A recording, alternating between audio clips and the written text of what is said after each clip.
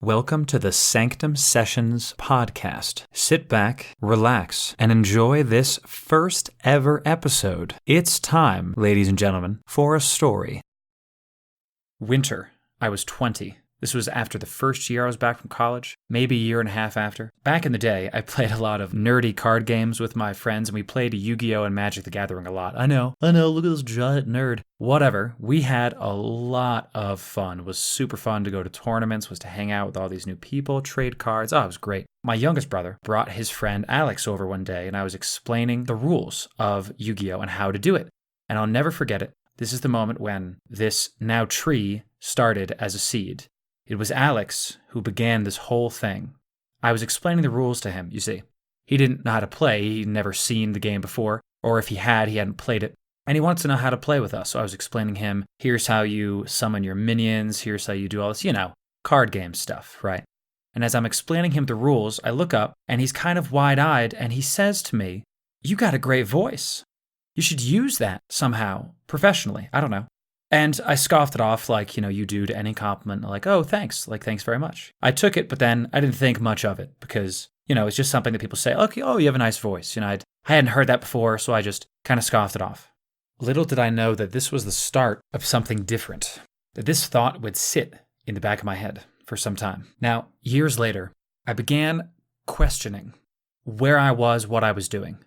I had been working for digital advertising companies for about 3 years now. I had a clear career path. The powers that be all said that I was good at what I was doing. I was researching things in my spare time. I was professionally advancing. At the time, I was dating a girl that I was very serious about. So my relationship was going well. My professional life was going well. And I was relatively happy. But I remember thinking that something's missing. Now, all this kind of came to a head when I did end up breaking up with my longtime girlfriend. That is a story for another time. That plus a couple other life events around that time really had me questioning everything. Really had me questioning, all right, is this really what I want? Is this actually what I want to do? So I was 99% happy. This is a principle that Gary Vee talks about a lot, where you're almost there. You're almost there. And through me delving into the Word, delving into the Bible, really a lot of self-reflection, I came upon this thought that I wasn't happy. I was comfortable. But the more I thought about it, the more I realized I didn't want to do what I was doing. This was really just something I was going through the motions for, not actually keeping me happy. So that's where this started. Alex's words of encouragement, and with major life events propelling me forward. So I start the way that I have been starting things. I try to learn from those that have come before me. So I consumed anything I could that was entrepreneur-focused, not some get-rich-quick scheme. You can really see the difference between those that are successful because of the grind versus those that are successful because of some abuse, some scheme. Gary Vee, Tim Ferriss, Tony Robbins, I drank in what they said, and I tried to apply those things to my life. Because I didn't know what I wanted to do, I simply knew that I wanted to change. Instead of picking what I wanted off the bat, when I was still unsure about a lot of things, I chose to listen to those people that could maybe help me figure out what it is that I wanted. One of the big principles that Gary Vee talks about is quadrupling down on what you're good at. So I kind of took that and took the reins with that kind of thinking. What am I good at? Well, I'm good at talking. I'm good at gaming. I've been good at video games my whole life. My best friends know, give me 5 minutes with a controller and I'll be able to be pretty decent at whatever I'm picking up. I can pick up something and run with it very quickly when it comes to gaming.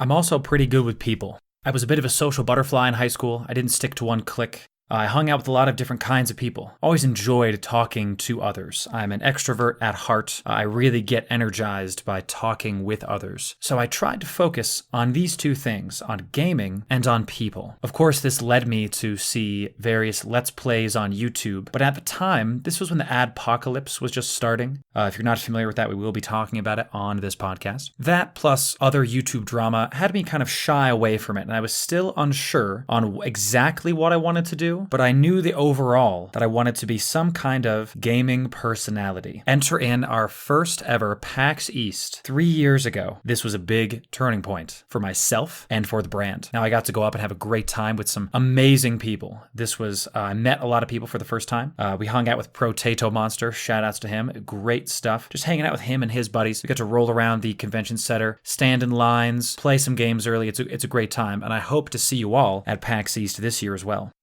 But I remember something else. I remember seeing this rock star lifestyle for the ones at the top, and how everybody else really just didn't matter. I didn't like this, and I remember a heartstring getting tugged on as I looked out at this sea of people, and there were those that were elevated above the rest, and those that were walking around clawing for a glimpse, for a selfie, for anything at these people that they thought were better than them, thought they were above them. And I just remember getting the heartstring tugged and hearing the words, "You can help them." That's where it started. This is one of the reasons why on my stream, one of our monikers is I'm just a man. I want to humble myself. It's not that I'm bringing myself down to someone's level. It's not that I'm bringing our community members up to my level. No one is above someone else. This is something that I firmly believe. No one is below someone else. We're all just people. I wanted to take that message to Twitch, to YouTube, to whatever platform I was going to pick. At the time, I didn't know, but here we are on Twitch. I wanted to help those that felt less. I wanted to make the person that thought they weren't worth something realize that they were worth way more than I can describe, and not because I say, but because they just were. This is where all this is coming from. This is why I'm doing everything you see on Twitch, every overlay, every Discord group, every Instagram post. Purpose behind it really is to make each and every one of you that are paying attention to me for some reason a little bit happier. That's the goal. So we left PAX East, tired, and many of us sick, not from the alcohol, but from actual lack of sleep. That's another story. But I was hopeful. I remember the good conversations coming home. I remember getting home exhausted, sleeping like I've never slept before, and waking up and getting to work. It was the first day that I really began all of this. I started researching how to get overlays, what programs to use, OBS, what kind of mics to have. I saved money for headsets, for equipment, all these different things. Started there. From Alex's kind words, from big life events that kind of hit me in the chest, and to that first convention when I saw people that I could help. This concludes the first episode of the Sanctum Sessions and the first story time with Loru. Today's episode is going to be dedicated to Alex, who is no longer with us. He passed away a little bit over a year ago. Thanks, Alex. This one's for you, buddy. If you enjoyed, make sure to subscribe to us on whatever platform you enjoy listening on, and head on over to twitch.tv/Lorumirth, or open up your browser, type in loru.tv, that's LORU.tv, press enter, and it should take you where you need to go. Our next story time is going to involve a lake, an air-filled tube, and something called the Blob. I'll see you next time.